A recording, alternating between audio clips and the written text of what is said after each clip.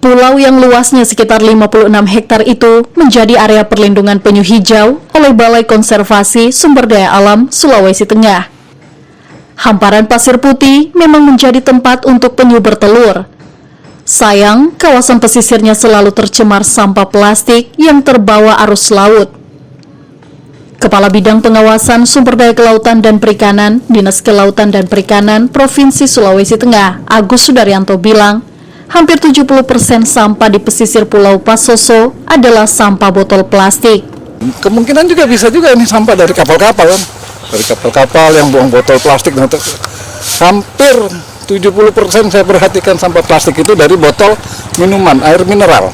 Nah, artinya apa? Berarti ini adalah konsumsi air mineral yang dibawa oleh kapal, kemudian sampahnya dibuang ke laut. Nah ini yang kita harus saksikan.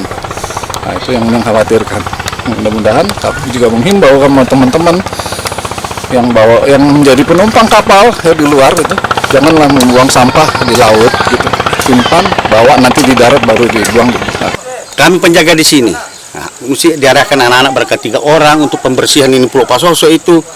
Nah, itu harus macam ada gajiannya dia. Jadi itu tidak ada itu kotor-kotor begini. Nah, jadi itu indah semua di airnya. Kita terjaga juga. Kalau macam saya ini setengah mati juga Pak, karena apa ini? Kita juga pergi cari untuk makan, apa kasihan semua sendirian apa.